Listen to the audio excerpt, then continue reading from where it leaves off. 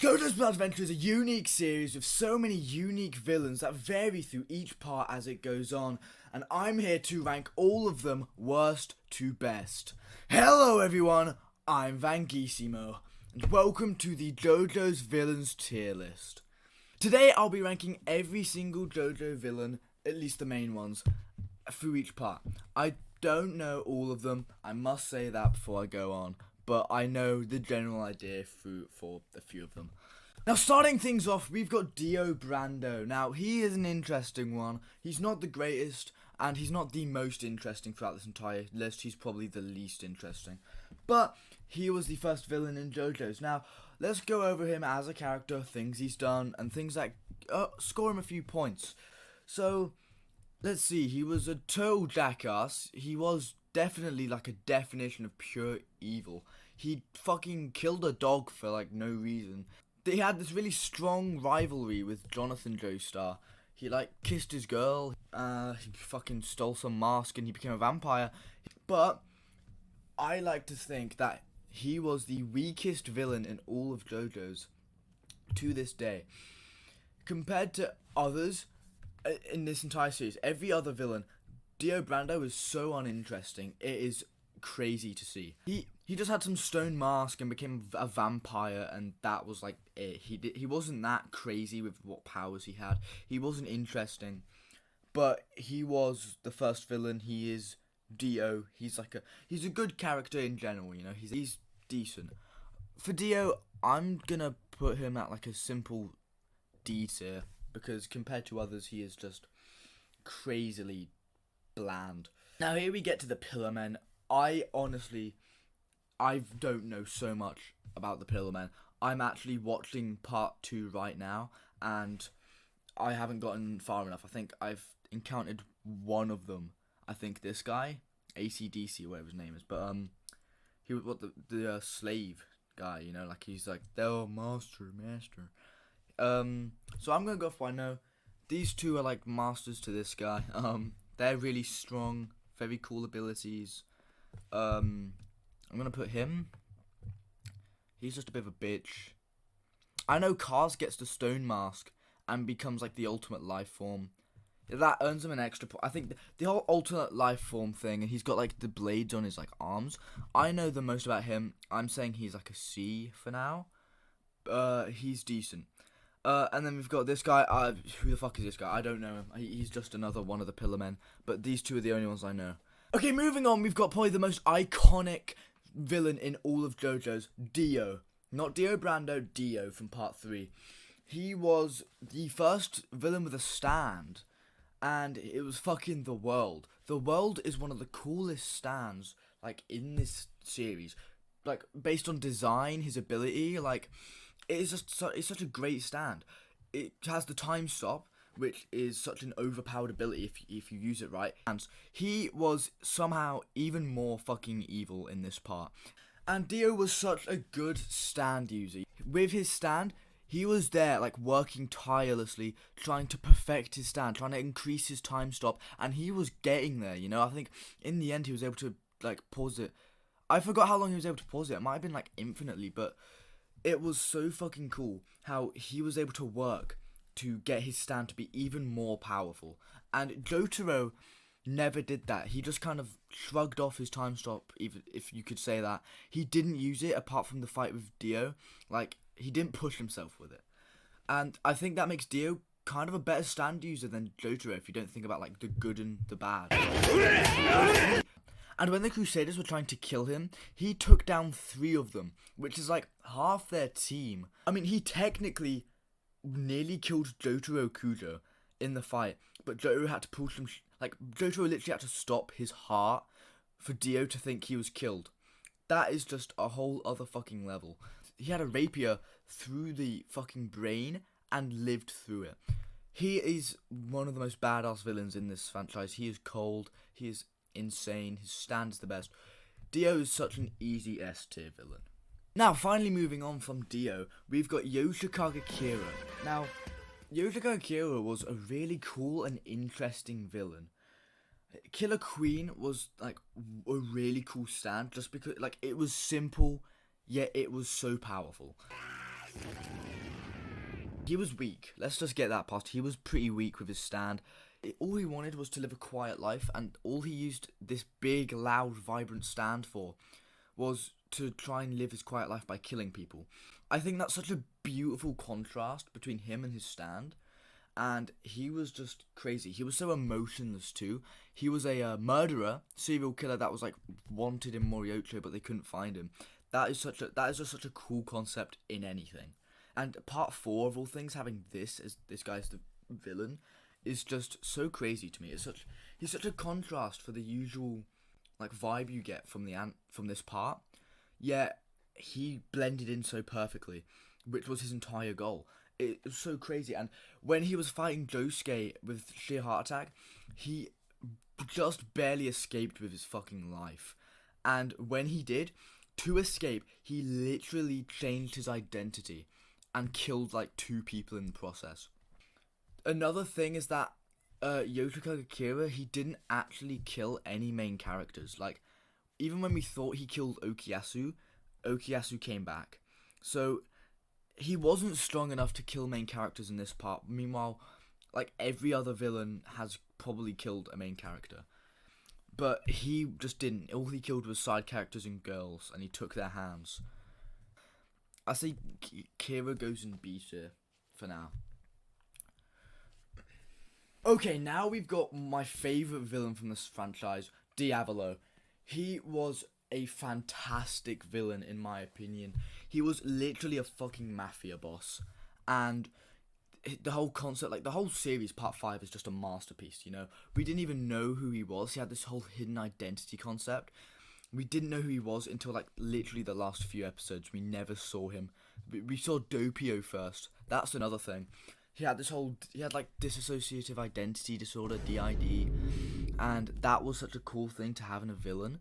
And it's the way it was used, where Doppio would get like phone calls from the boss, and it would be a Diavolo. I love how it gave him the extra ability of seeing like into the future, and it gave King Crimson that little clitoris-looking thing on his head, fucking epitaph. But like, Diavolo was so cold. His stand, King Crimson, was so overpowered. Like, it's really powerful and really confusing. The way he can like just like it's like he can stop time, yet it's still going on.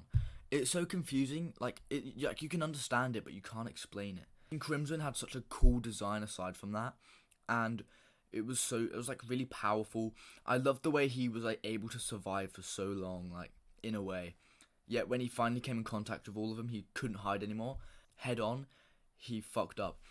And he was just one of the best villains like in this franchise, in my opinion. His design of his character, really cool. I mean, I know he's wearing some questionable clothing, but his hair and everything, it's like he looks like a Splatoon character. He killed 2 members of the Passion or whatever they called themselves. There was a Bacchio. He was like there keeping watch, and he bumped into him, and then Narantia, at the time in the body of Giorno, was killed just out of nowhere, like during one of his little time warps. Diavolo was also so ruthless and so like violent, like the way he literally stuck his fucking hand through people. He chopped Bucciarati up. Oh, that's it. He killed 3 members actually.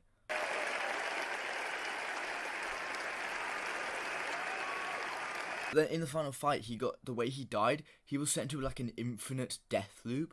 That is fucking crazy. Like, everything about this guy was just so badass. I'm putting him in the S tier. It was just all amazing. Like, even not counting the stand, King Crimson, he was just so well written, I think, especially even in his part. Moving on to part 6, Enrico Pucci. Now, Pucci was so cool. He had 3 stands, like, throughout the entire series, and they were all super fucking powerful. Whitesnake could literally take your memories and your stand, and he could literally just give it to other people as long as they were worthy or whatever. But then and also taking memories, he could just send you like fucking brain dead or something. That was it's just one of my favourite stands for sure. And then he got Seamoon soon after that, which is a Paul McCartney song, pretty cool. And Seamoon just he fucking controlled gravity, or whatever. He sent gravity like flying away from him or something, some direction, and he turned parts of you inside out. It was so crazy. And then of course his last stand, Made in Heaven. This guy literally fucking reset the universe twice. I think twice. Even if it wasn't twice, he fucking reset the universe, which was crazy. He had such a menacing presence whenever he showed up. Even like when his identity was hidden and he was just a church priest. He was still like so cold, and it was beautiful. He was also so fucking smart. I mean, at least he was not so fucking smart, but he was visibly like intelligent. When he was freaking out, he would count prime numbers, and he was in like, what was it? He was in hundreds or thousands at one point. That's crazy bit of knowledge. He also like figured out like how to get like Dio's memories and shit, how to like achieve heaven. He beat and killed Jotaro twice. Jotaro just got revived the first time, and even then he just so simply killed Jotaro. And with his infinite speed, he was able to move through Jotaro's time stop. It was so cold, and even then, aside from Jotaro, like aside from like just Jotaro, he beat 2 of the Joestar family members along with an entire team of people with their own stands. How strong do you have to fucking be to do that and then proceed to reset the universe? Like, I'm not the biggest fan of him as a villain, like compared to Dio or Diavolo, but he was definitely one of my favourites, one of the best. He was so cool, and he gets an easy A tier for that. Okay, now we're into like dangerous territory, because I don't know these guys. Like, I'm reading Steel Ball Run, so I'm not too sure of all of them like as people, but I've got like some knowledge. So let's go on. So we got Diego Brando. He was pretty cool character from what I know. He was like he was pretty much just the equivalent of Dio, obviously, and he was like some British horse riding boy who was famous, and he came to America to participate in the race, which was pretty cool. As for him as a character, he was majestic looking, by the way. His first stand, Scary Monsters, I don't know what it does, honestly. I don't know yet, but it looks cool. I think he just makes monsters or some shit. Not a chance that I'm gonna know what his stand does, but I love that fact, like, he was just Dio 2, you know. I've heard people say he's better than the original Dio, which is questionable. He's not even Dio 2, he's Dio 3. And after that, he got The World again, which is just a 6 stand. So that's crazy how he just went from that to that. And I love how this Dio is still continuing some sort of like rivalry between him and Jonathan. That is like really cool concept, I'm gonna say. But based on Scary Monsters, I think this version of him, I'm just gonna put in like, who the fuck is this guy? Actually no, I know who he is. So I'm gonna say he's D tier, because obviously I'm not too sure. But with him with The World, I think getting The World just bumps him up like at least once. And I'm not counting stands, sadly, so I think they're just gonna both have to go into the D tier. And then moving on, we've got Funny Valentine, which I know about a lot more because he's like the villain. Funny Valentine was pretty fucking cool. His stand, D4C, was insane. It's crazy how he could travel to different like universes and pull those people, like swap people from one universe to the other. Obviously I can't remember, but I think he has like the fucking United States flag on his back, doesn't he? I think he seems really cool. From things I've seen of him, I've seen a lot. I'm gonna put him into C tier, but I don't know too much. But I know for a fact he's definitely better than Diego. And finally, we've got Toru. I know his stand is Wonder of You. I know it's like the unstoppable calamity. I know like if you like try to pursue him, you get like fucking testicular torsion and fucking die. But I think the concept of Wonder of You is really awesome. But who the fuck is this guy? Because I don't actually know. So reviewing all our tiers, we've got who the fuck is this guy, him and Toru, or whoever, him and him, I guess. No, I don't know them, so I can't rate them. In D tier, we've got Dio Brando. one of the Pillar Men, and Diego, both forms. In C tier, we've got Cars and Funny Valentine. B tier, we've got Yoshikaga Kira. A tier, Enrico Pucci, and S tier is Dio and Diavolo. Anyways, I hope you guys all enjoyed. I enjoyed making this video. Please subscribe if you want to see more of this, because I will be doing a lot more. I will also be doing gaming content in the near future, probably a few weeks at least. So if you enjoy this content, if you enjoy my content, check out my other tier list video where I ranked the parts based on how gay they were. I will be doing more videos weekly. That's about it. I'm Vangissimo. Have an amazing day.